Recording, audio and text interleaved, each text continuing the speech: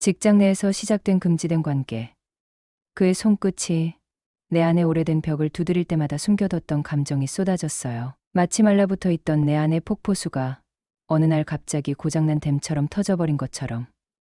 그날 이후로 나는 다시 살아있음을 느끼기 시작했어요. 그건 위태롭고도 서글픈 쾌감이었어요. 흘러선 안 될 강물이었지만 그 물줄기를 거스를 용기도 없었고 멈추게 할 이성도 없었죠. 너무 오랜 시간 감정을 말리고 말려서 결국 가스라진 나의 마음 위로 갑작스레 밀려든 경류 같았거든요. 그렇게 나는 내 안에 무언가가 다시 깨어나는 소리를 들었어요. 안녕하세요. 황혼의 비밀연애입니다. 구독과 좋아요, 알림 설정까지 부탁드릴게요. 오늘 이야기는요. 서울의 한 회사에서 벌어진 아주 조용하고 치명적인 관계의 시작과 끝에 대한 기록이에요. 하루하루 무뎌지던 감정 속에서 시작된 균열이 어디까지 번져갔는지, 우리가 어디서부터 무너졌고 또 어디까지 서로를 허용했는지 그 모든 것을 담담하게 꺼내볼까 해요. 오늘 끝까지 들어주시길 바랄게요. 제 이름은 이연주, 45살이에요. 서울 구로구 오리룡에 살고 있고 마케팅팀에서 과장으로 일한 지 15년이 넘었어요. 하나의 엄마이고 누군가의 아내이기도 하죠. 제 남편 조재호는 제약회사 차장이고 예전엔 참 다정했어요. 하지만 그 다정함이 언제부터인가 날짜가 지난 약속처럼 무의미하게 느껴졌고 서로를 향한 말은 의무로 채워졌고 손끝 하나에도 온도가 느껴지지 않았어요. 서로를 향한 눈빛보다 각자의 휴대폰 화면을 더 오래 바라보게 되는 일상. 아침이면 습관처럼 나가는 남편의 뒷모습을 멍하니 바라보며 식어버린 커피를 입에 대고 아이를 어린이집에 데려다 준 후엔 또다시 같은 회색빛 건물로 들어가는 나. 엘리베이터에는 언제나 같은 사람들, 같은 인사, 같은 공기. 그 안에서 나는 점점 투명해졌고 존재감이 사라지는 그 공허함이 어느 날은 내 뼛속까지 서늘하게 스며들었어요. 그날도 어김없이 반복되는 하루였어요. 구로 디지털 단지의 회색빛 건물 안. 익숙한 회의실 공기 속에서 나는 또 하나의 무표정한 아침을 통과하고 있었죠. 그런데 복도 끝, 낯선 실루엣 하나가 시선을 끌었어요. 어색한 정장을 입고 주머니에 손을 넣었다 뺐다 하며 서성이는 남자. 이름표엔 김상훈이라고 적혀 있었고 그는 내게 어설프게 인사를 했어요. 처음 보는 얼굴이었지만 그 인사는 유난히 오래 머물렀어요. 말끝이 자꾸 흔들리고 자세도 굳어 있었지만 그의 눈빛만큼은 어딘가 맑고 깊었거든요. 그 눈 안엔 뭔가 잘 모르지만 알아가고 싶은 의지 같은 것이 담겨 있었고 그걸 본 순간부터였던 것 같아요. 나는 이상하게 그 눈을 피해버렸어요. 사실 처음엔 단지 낯설어서 그랬다고 생각했어요. 새로운 얼굴이 회사 안에 들어오면 누구든 경계심을 갖게 마련이니까요. 하지만 이상하게도 시간이 갈수록 그 눈빛이 자꾸 떠올랐어요. 무언가를 말하지 않아도 끌리는 느낌. 그것은 단순한 호기심이 아니었어요. 오히려 내가 아주 오랫동안 잊고 지냈던 감정의 감각. 무언가에 주목받고 있다는 아주 미세한 감촉 같은 것이었죠. 그래서 더더욱 나는 그 눈을 외면하려 했었어요. 무시하고 못 본 척하고 들은 건 없다는 듯 행동했죠. 왜냐하면 그 감정의 정체를 정확히 알 수 없었기 때문이에요. 알 수 없는 것을 마주하면 우리는 본능적으로 외면하게 되잖아요. 그리고 그게 나의 일상이 얼마나 무뎌졌는지를 비추는 거울 같았기 때문에 더 무서웠어요. 마음 한구석이 쿡 찔리는 그 감정이 내가 아주 오랫동안 눌러온 무언가를 건드리는 것 같아서요. 그의 존재가 내 시야 속에 들어온 이후로 나는 자꾸 엉뚱한 타이밍에 그를 떠올렸고 그게 곧 내 일상 속 균열의 시작이었어요. 알지 못했지만 분명히 그때부터 무언가가 흔들리고 있었던 거죠. 며칠 후 점심시간 직전의 복도. 그날도 평소처럼 무심하게 서류를 챙기던 나는 우연히 마주친 상훈의 손에서 커피가 쏟아지는 장면을 보게 되었어요. 바닥에 번진 커피는 마치 예기치 못한 사고처럼 퍼졌고 그는 당황한 채 허둥지둥 종이컵을 닦기 시작했어요. 그의 손이 종이를 쥐는 모양, 고개를 숙인 채 입가를 꾹 감은 표정. 그리고 주변을 신경 쓰며 작게 반복하는 죄송합니다라는 말. 나는 본능적으로 됐어요라고 말했지만 이상하게도 속마음은 달랐어요. 조금만 더 천천히 조금만 더 그 자리에 머물러 줬으면 좋겠다고 생각했어요. 그렇게 조심스럽고 세심한 그의 움직임이 내 안에 아주 오래도록 가라앉아 있던 무언가를 조용히 두드렸어요. 그 감정은 놀라울 만큼 익숙하지 않았어요. 설명되지 않는 감정의 파편들이 가슴 깊은 곳에서 일렁였고 나는 그 감각을 감추려 애쓰면서도 뿌리칠 수가 없었어요. 그날 밤 침대에 누워 천장을 보는데 그의 얼굴이 자꾸 떠올랐어요. 단순히 얼굴이 아니라 그의 귀끝, 말끝, 그 작은 동작 하나하나가 자꾸 반복되었죠. 처음엔 그냥 피곤한 하루였기 때문이라고 애써 넘겼어요. 나도 모르게 스스로를 다독이며 그럴 수도 있지라고 했지만 마음은 이미 다른 방향으로 움직이고 있었던 거예요. 그 순간 깨달았어요. 내가 느끼고 있는 이 감정은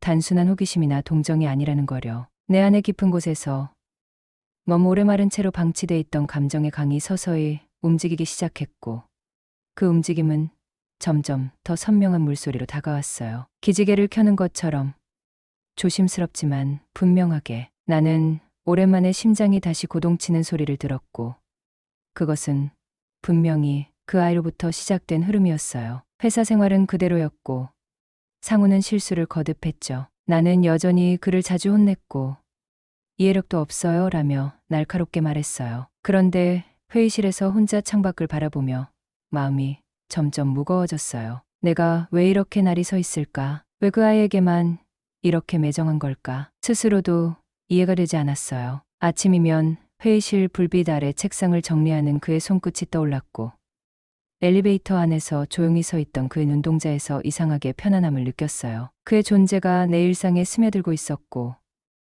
나는 그 사실을 외면하고 싶지 않았어요. 어느 날 퇴근길 상훈이 커피를 건네며 오늘도 수고하셨어요라고 말했어요. 나는 웃지 못했고 그저 커피를 받았죠. 평범한 말 한마디였지만 그 안에 담긴 온기가 내 심장을 건드렸어요. 남편과는 며칠을 함께 있어도 이런 말 한마디 주고받지 않았고 식탁 위엔 습관처럼 차려진 반찬들만 있을 뿐 따뜻한 눈빛 하나 나눈 적이 없었어요. 상훈의 한마디는 그래서 너무 낯설고 또 따뜻했어요. 나는 그를 더 엄하게 대했어요. 실수할 때마다 더 큰 소리로 혼냈고 사람들 앞에서 더 차갑게 굴었죠. 매번 그의 말꼬리를 자르고 눈을 피하지 않으며 감정을 숨기지 않았어요. 하지만 그럴수록 내 안은 더 엉켜갔고 그는 그걸 모르는 척하면서도 다 알고 있다는 듯한 눈으로 날 바라봤어요. 마치 무기처럼 조용한 눈빛이었죠. 회식이 끝난 비 오는 밤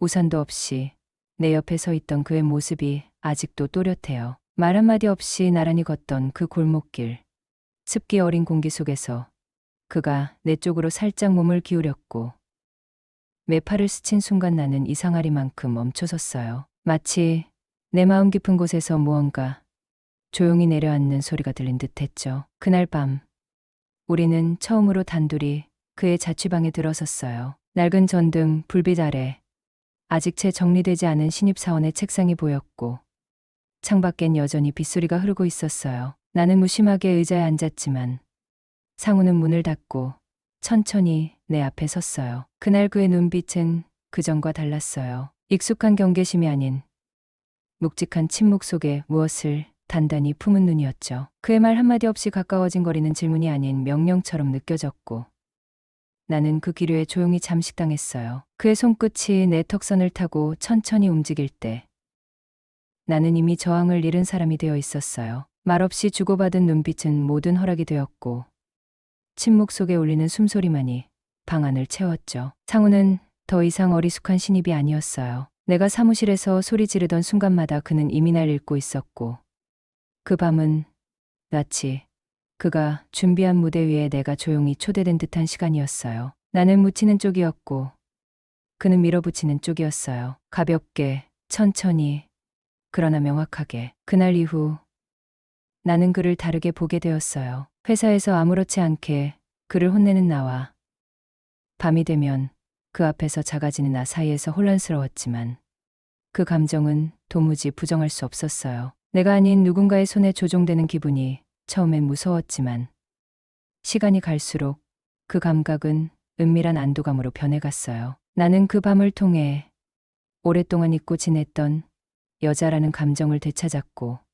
그것은 달콤하리 많지 위험했어요. 그날 이후로 우리는 서로를 조용히 의식했어요. 말은 없었지만 감정은 진하게 오갔고 그것은 분명히 위태롭고 위험한 감정이었지만 그만큼 아름답기도 했어요. 그의 손끝이 내 손등을 스쳤을 때 나는 피하지 않았어요. 그리고 그 밤 내 안에 잠들어 있던 강물이 거세게 터졌어요. 마치 오랜 가뭄 끝에 찾아온 장대비처럼 참아왔던 감정이 한순간에 쏟아졌고 나는 그 경류에 전적으로 휩쓸렸어요. 그 밤 이후 상우는 밤마다 나를 이끌었고 나는 거부할 힘도 의지도 없었어요. 회사에서는 여전히 그를 꾸짖었고 야근이 길어지면 차갑게 대하며 선을 그으려 했지만 밤의 조용한 방 안에서는 모든 게 뒤집혔죠. 그는 내가 숨기려 한 욕망을 단번에 꿰뚫었고 마치 오래전부터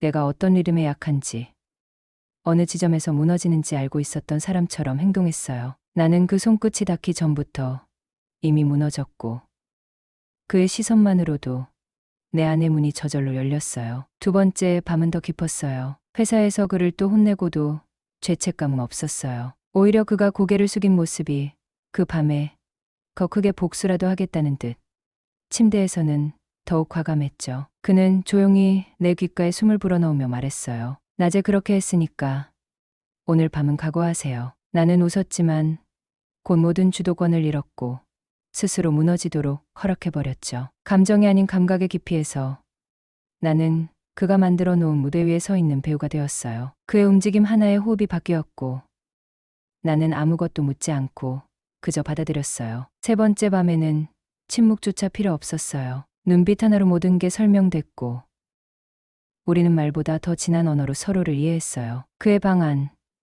창문 너머로 서울의 불빛이 퍼져 있었고 나는 그 불빛을 바라보며 생각했어요. 내가 지금 어디에 있는지, 누구의 것이 되었는지, 어떻게 여기까지 흘러왔는지. 하지만 아무 대답도 들리지 않았고 나는 그저 몸을 맡긴 채 흔들렸어요. 그의 손끝이 지나간 자리마다 잊고 지냈던 감정이 되살아났고 나는 점점 더 깊은 곳으로 빠져들었어요. 마치 내가 아닌 누군가가 나를 대신해 숨을 쉬는 것처럼 나는 그에게 길들여져 가고 있었어요. 그는 조심스럽게 하지만 확실히 내 삶 안으로 들어왔어요. 우리는 충동적이지 않았고 모든 순간이 조용하고 천천히 이루어졌어요. 하지만 그것이야말로 더 깊이 스며드는 방식이었죠. 나는 그의 방에서 눈을 감았고 그의 숨결이 내 마음 곳곳을 적시기 시작했어요. 그리고 그날 이후로 나는 더 이상 예전의 내가 아니었어요. 세상은 겉보기에 여전히 같았어요. 회사는 여느 때처럼 바쁘게 돌아갔고 남편은 습관처럼 같은 시간에 같은 말투로 내게 말을 걸었어요. 아이는 언제나처럼 엄마 품을 찾았고요. 하지만 그 익숙한 흐름 속에서 나만 홀로 엇박자로 움직이고 있었어요. 나는 매 순간 상훈과의 관계를 정리하려 애쓰면서도 그가 보낸 짧은 문자 하나에도 숨이 막힐 만큼 심장이 뛰었고 퇴근 후 조용한 방에 앉아 있으면 그의 손끝이 남긴 여운이 내 온몸을 감싸 안는 듯 했어요. 그의 존재는 점점 더 일상의 틈을 벌리고 나는 그 틈에 조용히 빠져들고 있었죠. 한편으로는 무너지는 자신을 자각하면서도 다른 한편으로는 그 무너짐이 오히려 살아있는 증거처럼 느껴졌어요. 나는 그 관계에서 헤어나오지 못하는 게 아니라 사실은 헤어나올 마음조차 없었던 거예요. 결국 소문은 돌기 시작했고 회식 자리에서의 수군거림과 묘한 시선들이